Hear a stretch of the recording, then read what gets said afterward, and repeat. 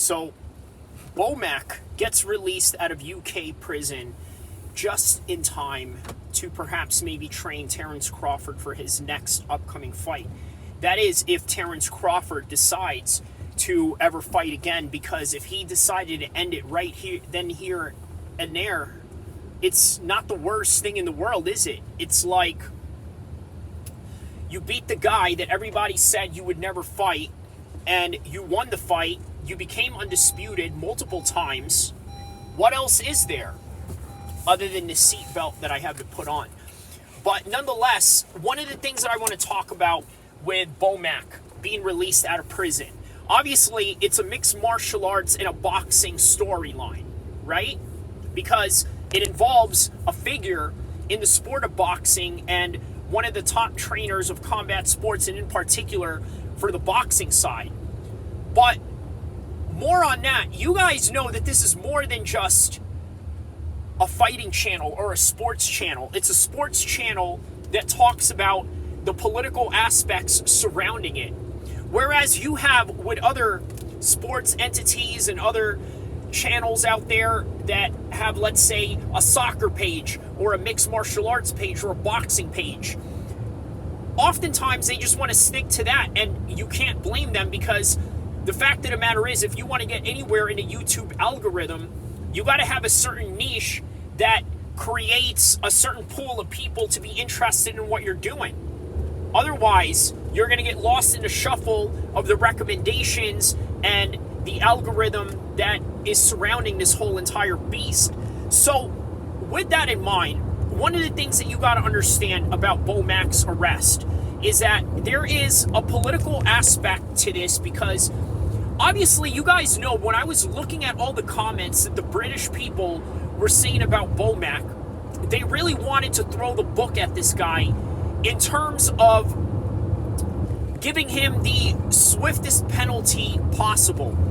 Even though he meant no harm to nobody, and even though he had no intentions of, let's say, creating any hostility or any terroristic attacks or any gang-related incidents to which a place that he barely knows anybody, right? Because I could tell you, yes, is the UK hood in terms of the way that they have gangs, the way that we have gangs in California and New York? Do they have drug groups or drug cartels the way that we do out here in the Southwest, as well as anywhere else in the planet, such as Colombia, such as Mexico, such as Brazil? Yes, they all have that. The difference is that we're talking about two societies that have a different outlook on just everything in general. For one, the mask mandates that have gone on in the UK, right? I think it's safe to say that there's more UK people that are pro-mask and pro the you-know-what medicine that everybody makes you take, right? As opposed to America, where there was just more people that were just not willing to give into that. And that's just one way to really try to understand this dynamic of political spears that these two countries have going on. So you also got to understand that both of these countries have a different stance on how they look at guns. For example, a lot of the United Kingdom citizens don't really bother themselves with learning how to shoot a gun or learning to be tactically self-defensive in any kind of way. If they're a law-abiding citizen, of course, other than the criminal gangs, what are they going to do? Well, they're simply just going to rely on the police to help them if anything goes down. Or if a terrorist attack goes down, they require and demand that the military step in and become their personal bodyguards. Whereas with the American point of view, we understand that you're not just going to, how do I say this, rely on the police. You can't. And you know what? I'm saying that from a perspective of somebody that has trained with police officers in mixed martial arts gyms. I'm speaking from a perspective of knowing family members from around the world. And here in the United States, there are police officers, okay? And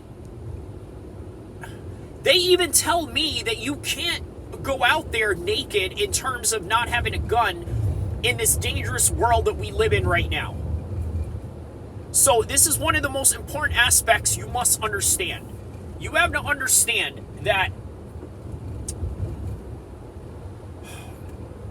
it's great that you train MMA, that you train boxing, that you train self-defense, hand-to-hand combat. This is all great. I recommend it. I highly rate it. Now, the issue is that it's not the only thing that you need. I mean, it's not the only thing. You need more things than that. You need more things than that. It's just not enough, because the type of world that we live in today is very unpredictable. You see what's going on in the news. You see all the wars that are going on around the world. You see it go down in your backyard. And we can even talk about what goes down in your own city. Let's talk about here in Northern California, in specifically San Francisco. A couple of months ago, I go out for, let's just say, a little family outing, right? I'm with my family. We're driving to San Francisco. I see this couple. They get their car broken into. Tourists from Ohio. Old white couple. I've never met them before in my life other than sharing a parking lot, or at least we were going to share that parking lot up until they got robbed there, and I just decided, well, it's probably better to park elsewhere because this looks like one of those places that's just going to get hit easily. So when you understand and you see small things like this, and by the way, this is not the only robbery story that I've ever experienced or seen from other people or anything like that. This is just a small example of it within the closest circumference of time that I could recollect to you in the current moment at stake, right? So it's very useful to have a weapon with you. It's very useful to be able to defend yourself in any given situation. So you're probably wondering, as I go on a tangent about self-defense and the differences of how these two societies, in particular the United Kingdom and the United States, in how they differ with how they have an outlook of different things, such as mask mandates or guns and things of that nature. What does this have to do with BOMAC? Well, okay, for one, maybe it does or maybe it doesn't, but let me try to explain where it might relate to this. For one, let's take a look at the context of what went down. BOMAC went out there in England with guns strapped onto a private plane. Now, you got to think to yourself, is this a very easy mistake to make? 100%. Is BOMAC capable of making mistakes? Yeah, he is. He's 100% capable of making mistakes. He may not make a lot of mistakes as a boxing trainer. You've seen what happened with the Chris Eubank Jr. versus Liam Smith fight. And by the way, very important to understand that Liam Smith is from Liverpool. Now, you got to understand, this is a very heated fight between Chris Eubank Jr. and Liam Smith. And rightfully so, Chris Eubank Jr. is just one of the most hated guys in boxing. You can't relate to him. He grew up rich. He grew up with a dad who was a world champion. And then he comes into boxing, and one of the greatest narratives that you can write with him in every fight story is that he is the rich kid taking on these kids that are just coming up from the streets trying to make a little notoriety of themselves and make a little bit of money to provide for their family, which is the cliche story of every fighter out there, right or wrong. So it's easy to hate him when you live in Liverpool, England, the city of where Liam Smith comes from, also the same town where Paddy the Baddy comes from, and Darren Till, and the Beatles, and so many other names that go down in combat sports and maybe even in entertainment. Liverpool, England, known as the Scousers. Now listen, here's something you got to understand about these people in that particular town. They have a high propensity for crime. A buddy of mine in Australia who lived in Liverpool, England, shout outs to Michael Duran, who is a Scouser, comes from that part of the world, then moved from England to Australia. And from what he can tell me about Liverpool, England, okay, I'm going to just leave it at that. He left Australia and that's it, right? I mean, left England to go to Australia, and this is a common story with a lot of them. But here's one thing that he told me about Liverpool, England. They have the highest unemployment rate in the entire country of the United Kingdom, yet they have some of the top selling Lexus car dealerships in the entire country. Now, how is this possible? Let me explain this again. Liverpool, highest unemployment rate in the entire United Kingdom, yet has the highest sales in Lexus dealerships around the world, in Europe, and in particular the United Kingdom. So how do you explain that? A Lexus, a very luxurious car, from the luxurious versions of, let's say, Nissan, I believe. Okay, whereas with Honda and Acura, you have Honda, and then the Acura is, let's say, the more prestigious luxury version of that particular car. Okay? So, this is what we have going on with Liverpool, England. They're a very dangerous town. And a lot of them support Liam Smith. So because of that, you got to ask yourself, did Bomac have a motivation of self-defense? And if so, is this the reason why he was released? Because it's very unusual for this to happen. And I've talked to a lot of people in the UK that have gone through situations like this. Okay, many of them would probably get brought up on terrorism charges. And you know the UK is notorious for producing some of the biggest, well, you know exactly what I'm talking about. You know where I'm going with this. Use your imagination. They are one of the top countries when it comes to things of that nature. And let's just say that I think there's a good reason why they don't have guns in their country. But in this case, we're talking about an American who comes from a place like this. Obviously, Nebraska is nothing like California, right? Some would argue Nebraska is a little more based than California. I make of that as you will. However, Nebraska has way less stricter gun laws than, let's say, here in California. And speaking of gun laws, I want you guys to take a look at this, okay? I want you to take a look at it.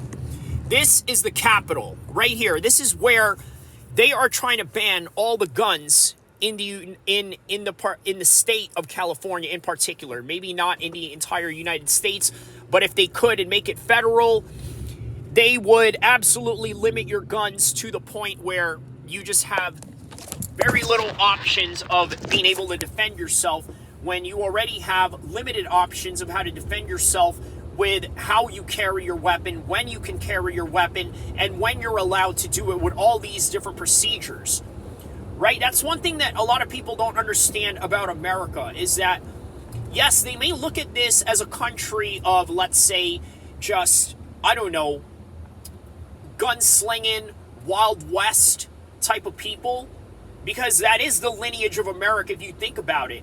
When you look at the world, you look at, let's say, the samurais with the Japanese. You look at the Vikings with the Norwegians. You look at the African Zulu warriors with different nations in Africa. You look at the Bedouins for the Arabs. And then you look at Mulan for China. All these people have a symbolic outlook of their warriorhood and their lineage. For America, guess what it is? Guess what their samurai and their Viking is? It is the Wild West cowboy of the 18th century. That's what we think about. Billy the Kid. Who else was the one of the top guys in the Wild West days? You had Billy the Kid. You had Jesse James. All these names, right? These are the iconic images of American culture. And why do I say that? Why is it important to bring this up? Because guess what? These people influenced the modern outlook of American culture in terms of gun usage. In fact, in America, the government here encourages you to own guns. Whereas anywhere else in the world, whether that would be in Europe or maybe even in some parts of the Middle East, but mostly in Europe, they discourage you from having it. They don't believe you should have it unless you join the armed forces, become a police officer, or anything of service that deals with a weapon. And then even with that, and anybody that could tell you that has served in the military under the UCMJ, they will tell you that there's procedures to everything, especially in Western countries, right? But yes, we have procedures just like any other Western country.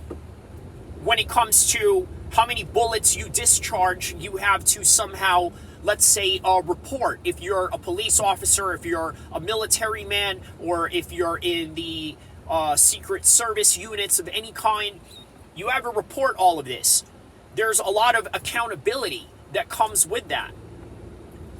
But the difference between Europe and America is that they allow the citizens to have their own self-accountability as long as they are not stepping on anybody else's toes.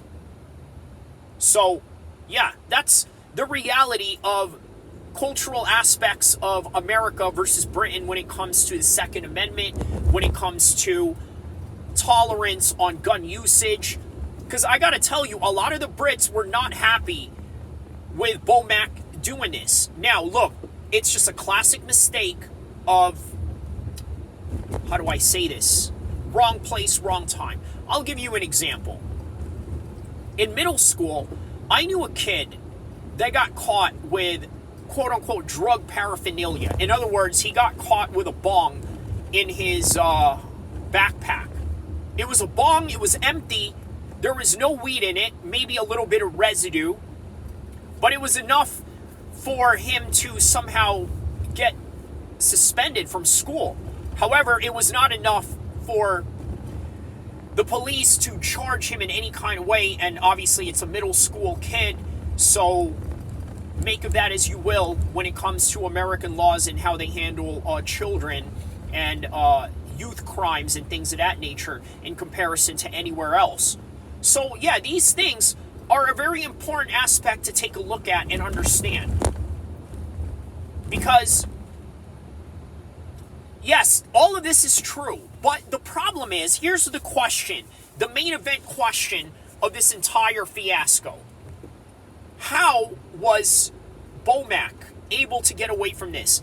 And if you are watching this right now and got up this far, write in a comment section below why you think the UK was able to release him. Was it just because of the fact that they knew he meant no harm and that he knew he was not there for any other reasons other than professional reasons of cornering a known British boxer and a big event, which, by the way, probably helps the economy of the United Kingdom, at which perhaps maybe they gave him a little bit more of an immunity in terms of not being charged with terrorism or criminal charges of unlawful possessions of weapons. But either way, this is a very interesting case and a very interesting aspect to look at when it comes to Bomac being released. because I can tell you, from the UK perspective, I've never seen anything like this. Maybe on the American side, this is possible, because, again, most of these guns that he owns, I mean, most of these guns that he was, caught with, he probably owned. So it was probably one of those situations where they can track back, all right, Bomac bought this gun at this particular store, and he bought it from this guy, was registered with this. We have the registration number. We have all the documents and things of that nature. And perhaps maybe there was some sort of diplomatic tunnels that maybe Terrence Crawford or Bomac used to try and swindle their way around this complicated situation. But other than that, like and subscribe, because I'm pretty happy about Bomac being released. We don't know why he was released or what circumstances brought it up, but either way, who cares? We still now have the best boxing trainer still active in the sport of boxing today, not taken away from us, not in the type of tragedies that you've seen with athletes such as Aaron Hernandez being taken away from us because of certain mistakes that he decided to make, or certain entertainers like Tupac being taken away from us because of certain situations and certain choices that he decided to make. Like and subscribe, because it's a happy day when you got a guy like Bomac fresh out of jail.